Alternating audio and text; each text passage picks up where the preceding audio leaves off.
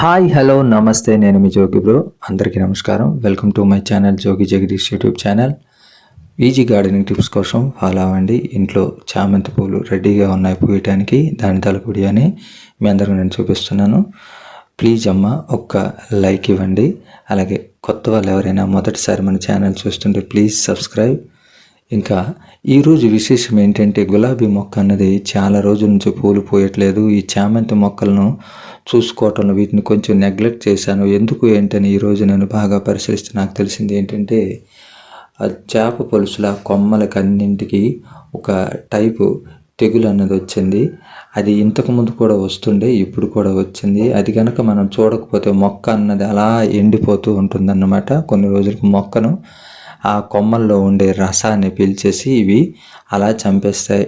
కాబట్టి దీనికి ఒక సొల్యూషన్, అలాగే ట్రీట్మెంట్ ఇవ్వాలని చెప్పి నేను అనుకున్నాను.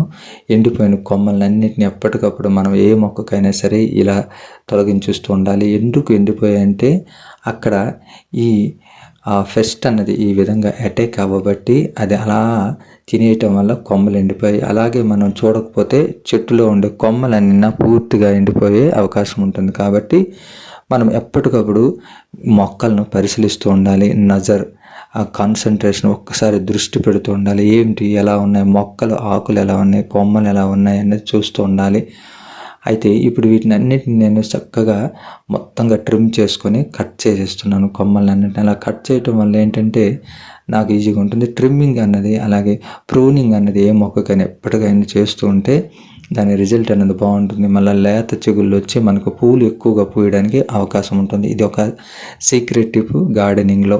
కాబట్టి మీరు కూడా ఈ విధంగా ఫాలో అవ్వండి. ఏ మొక్కకైనా సరే ఈ విధంగా చేస్తూ ఉండాలి. ఎక్కువ రోజులు అవుతుంటే కొమ్మలు ముద్రటం వల్ల పూలు మొగ్గలు రావడానికి అవకాశం తక్కువగా ఉంటుంది. నర్సరీల్లో అలాగే ఫ్లవరింగ్ పువ్వులు బొకేల కోసం అమ్మే దాంట్లో ఇదే ఫాలో అవుతుంటారన్నమాట.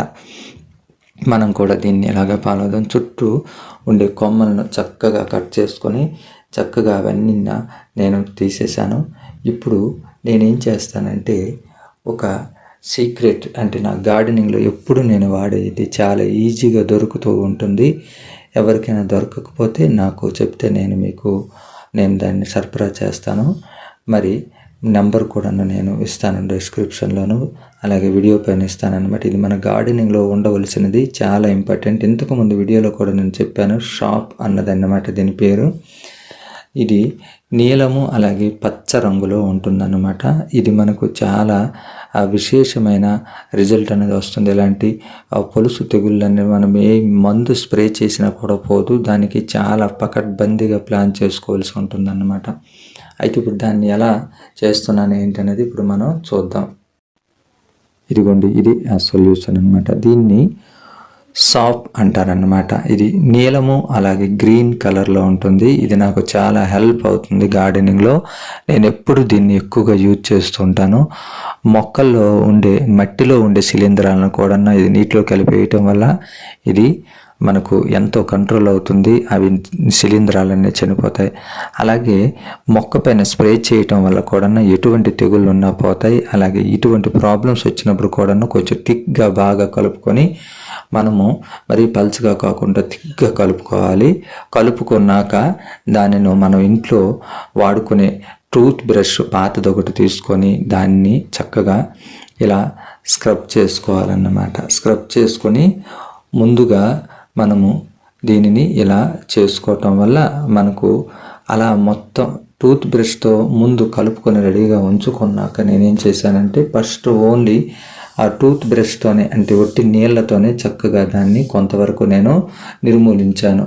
దాన్ని శుభ్రంగా కొంచెం మరీ గట్టిగా కాకుండా మధ్యస్థంగా దాన్ని స్క్రబ్ చేశాను. ఆ తర్వాత ఆ బ్రష్ను శుభ్రంగా నీటిలో చక్కగా కడిగేసుకొని, ఆ తర్వాతనే ఇప్పుడు నేను దానికి మళ్ళీ ఆ మెడిసిన్ అన్నది, ఆ ట్రీట్మెంట్ అన్నది స్టార్ట్ చేశాను అన్నమాట. చక్కగా మీరు కూడా ఈ విధంగా మీ ప్రాబ్లం ఉంటే ఇది మీరు వెంటనే మీకు బజార్లో ఎక్కడ దగ్గరలో దొరికినా కూడా మీరు తెచ్చుకోవచ్చు. లేదంటే నన్ను సంప్రదిస్తే నేను మీకు పంపించడానికి సిద్ధంగా ఉన్నాను. ఎందుకంటే గార్డెనింగ్ ప్రాబ్లం అనేది చాలా పెద్ద ప్రాబ్లం. కాబట్టి దీన్ని సమూలంగా నిర్మూలన చేయకపోతే మొక్క అనేది మనకు ఎండిపోతుంది అన్నమాట.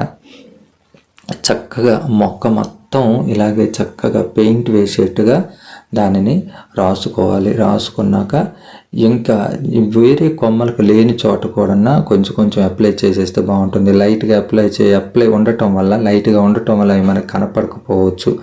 కాబట్టి వాటికి కూడా మనం చక్కగా అప్లై చేసుకోవాలి.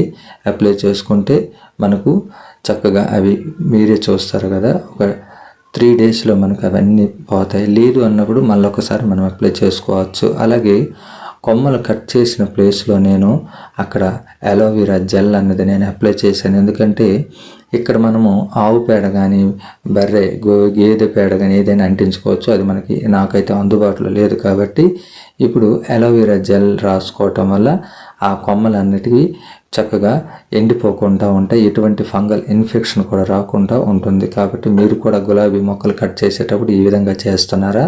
లేకపోతే ఈసారి నుంచి ఈ విధంగా చేస్తూ ఉండండి. ఈ విధంగా చేసినాక నేను దానికి ఏంటి మళ్ళీ ఫెర్టిలైజర్ ఇచ్చానన్నది ఇప్పుడు నేను చూస్తాను. చూసారు కదా, ఈ లిక్విడ్ వాటర్ని చూసారు కదా,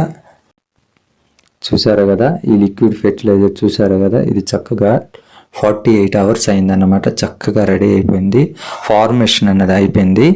ఇది నేను ఇప్పుడు మొక్కలకి అప్లై చేస్తాను.